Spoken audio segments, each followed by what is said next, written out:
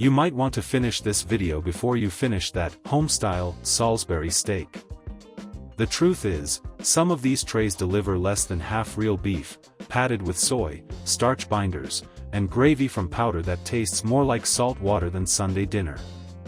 We're breaking down the labels, the fillers, and the textures that give it away: rubbery meat, pasty sauce, bloated sodium. Stick around and you'll know exactly which classics are factory illusions, and how to spot the few options that still give you real protein without the gut punch. If a steak can be molded like clay and stand tall after a microwave blast, you know it's leaning on more than beef. Quick favor before we move on. If you appreciate this content, consider giving this video a like and subscribing to the channel. Believe it or not, more than 92% of viewers haven't subscribed yet. It's free and only takes a second, but it means the world to us. So did you subscribe already? Great, thank you so much for your support. Now back to the video. Let's start with the claim behind those Salisbury and meatloaf trays. The patty is often padded, soy concentrates to pump protein numbers, modified starches to hold water, and a gravy built from flavored powders to cover the seams. That Homestyle promise is the costume. The real work is happening in the lab. But here's the kicker. Flip the box. Hearty on the front, and on the back the ingredient list opens with binders and extenders. Real beef shows up lower than you'd expect. That order matters. Labels list by weight. When soy and starch arrive early, you're buying shape and shelf life more than meat. But we're gonna be all right.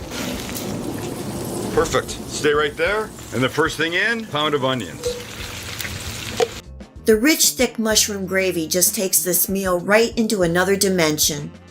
Serving tonight with a side of mashed potatoes and peas. While our Salisbury steak are cooking, I'm going to slice up some mushrooms. These are cremini mushrooms, but you could just use button mushrooms if you'd like, or shiitake mushrooms. Walk the label with me. Soy protein concentrate and textured vegetable protein bolster bulk and give that bouncy chew. Modified corn starch thickens the gravy and glues moisture into the patty. Caramel color darkens it so it looks seared even when it never saw a pan. Natural flavors is a catch-all, savory notes to mimic pan drippings without the pan. Here's how it eats the way it does. Binders trap water, so the patty looks thick but bites spongy, like a squeezed kitchen sponge that springs back for the wrong reasons. Sodium and phosphates help the muscle hold even more water, so it seems juicy while tasting mostly like brine. Now think about the numbers that usually ride with that build. These trays often land near half a day's sodium in one hit. For older adults watching blood pressure and kidney load, that is not friendly math. You can spot the tells fast. Check where beef sits in the list. See how many binders crowd the top. Scan the sodium line for the red flag. So why does the steak dodge real meat? Cost, consistency, and shape stability. Fillers are cheap, they hold form, and they survive a reheat. And the limp, paste-like bite-your-tongue flags lines up with that formula. If the steak is mostly a binder project, what happens when the box swaps brown gravy for a creamy promise? Why does the chicken chew rubbery while the sauce stays glossy after 6 minutes in a microwave? But if they spring back and feel a little bit firm, they are. And that's it. Once those are cooked, we'll go ahead and serve them up. Preferably next to some buttered mashed potatoes. Okay, these guys are gonna get another couple of minutes to get the same kind of color on the bottom. Ignore the fact that I've made them so damn thick and put so much into them that they're falling apart. They're gonna be... I lovingly call it onion snow. Some granulated garlic. I prefer this to the garlic powder, by the way. You can see the fat from the steaks are in the pan, but we're going to utilize that to cook the onions and the mushrooms. This will actually help us make our gravy. Let's start with the so-called comfort lineup: Alfredo trays, mac and cheese cups, and those breakfast bowls piled high. They sell protein, but the backbone is thickeners and oil-based melts that hold up to freezing and nuking. That shine on the pasta? That is the stabilizers doing their job, not a chef's touch. On the box you see silk smooth sauce and tender bites. In the tray you get gummy noodles, an oily puddle, and meat that fights your teeth. The photo is a promise. The texture is the fine print. Now let's move on to how the chicken gets there.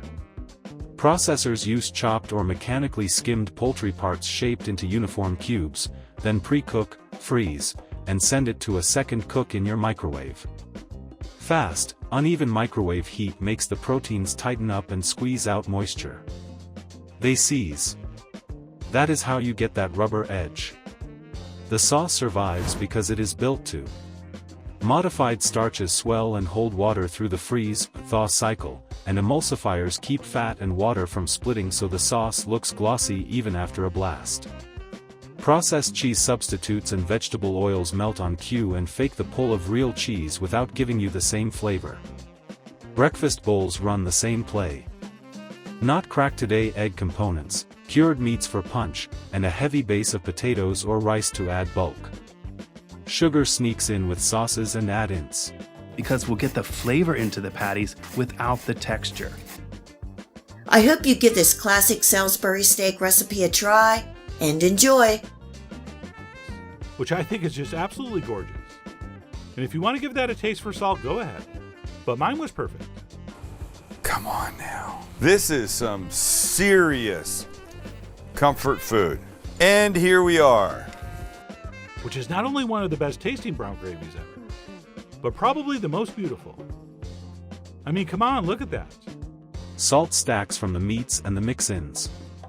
You feel full, but the fuel runs thin. Here is the real kicker. These trays often push sodium past the 4-digit mark per serving while leaning hard on carbs. Protein looks decent on paper, but much of it comes from soy isolates and blends, not whole meat or dairy. That combo leaves you heavy but not nourished. Quick tell for your next trip, look for the stabilizer stack, modified starches, gums, emulsifiers up top, and protein-packed claims that hide behind soy. Payoff 1, soy and starch binders fake comfort texture. Payoff 2, the rubbery chicken is the result of mechanical processing and reheating. So if the classics are staged food, what should you grab when you need speed without the salt bomb and rubber bite? Homestyle on the box often means engineered texture, binders for shape, heavy salt for flavor, and protein shaved to meet a price point. The comfort is staged. The trade-off lands on you. Let's start with what you control. Check the first 5 ingredients and the sodium line. If fillers lead in salt spikes, leave it on the shelf. Like and subscribe to help us keep the spotlight on the food industry's best-kept secrets. Spend $1 more on real protein and shorter lists. Aim for whole meat up top, sane sodium, and fewer additives. You'll taste the difference now, and feel it later.